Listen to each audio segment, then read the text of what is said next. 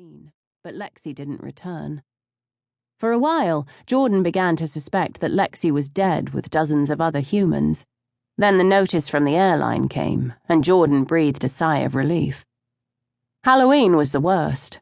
Even now, a few days later, it still appeared as if the Fae had a hold on the city. Most of them were gone, but she could tell where a dark was just by where the men and women gathered, fawning over them as they tried to get close. Jordan didn't know why she wasn't drawn to the dark like everyone else, but she was glad she wasn't. Perhaps it was all she'd read about the Fae. Despite not knowing what was true and what was fiction, she did know they were real. A glance at the clock confirmed she had a few hours before she could take her lunch. Jordan came across mention of a book that might shed more light on the Fae.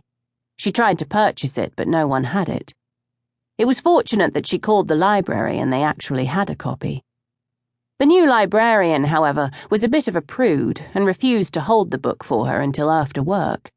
If Jordan wanted it, she was going to have to race over there during her lunch. She kept busy until noon, then Jordan grabbed her purse and hurried from the office. She flagged a taxi and gave the address. There wasn't much time to get to the library and return to work before lunch ended. Normally she would walk, but it was too far away. She'd never make it back in time. Jordan drummed her fingers on the door of the taxi as it drew to a halt at a stoplight. Every second spent sitting still was a second wasted. Her stomach rumbled in hunger. If she were lucky, she would be able to grab some chips and stuff a few in her mouth before she was back at her desk.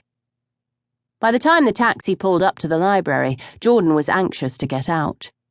She threw a few bills at the driver as she opened the door and said, "Keep the rest." She ran up the steps as a gust of wind barreled down the street. Jordan pulled her arms tight against her, wishing she hadn't forgotten her coat. The man exiting the library saw her but didn't hold the door open. She shook her head. Where were the men who held doors and were still gentlemen? Apparently they went the way of the dodo bird. "Jerk," she mumbled beneath her breath as she entered the library. As soon as she stepped inside, Jordan smiled. There was a special smell to a library. It was leather, wood, and the pages of books. She'd always had a love of books. The feel of the weight of it in her hand, the smell of the pages, the words written that could give her facts or take her off on a visual story. Now wasn't the time to wander the aisles, though. Jordan walked up to the counter. "Excuse me, I have a book being held." "Your name?" the woman asked, without turning around. Jordan frowned at the back of her. It was like the woman studied what a librarian should be and copied it, from the tight bun, the glasses, and the frumpy plain clothes. "Jordan Patterson." The woman looked at her watch. "With just a few minutes to spare." She bent and pulled out the book from beneath the counter and turned, setting it down beside her. Jordan was taken aback at the woman. She was pretty, with her dark hair and pale blue eyes, not at all what she expected with such a bitchy voice from the phone, or the image she got from the back of her in her prim, button-down cardigan and long plaid skirt. "Here," she said, handing the card over to Jordan to sign out the book. Once she filled it out, Jordan pulled the book into her arms. "Thanks for holding it." "You have 2 weeks.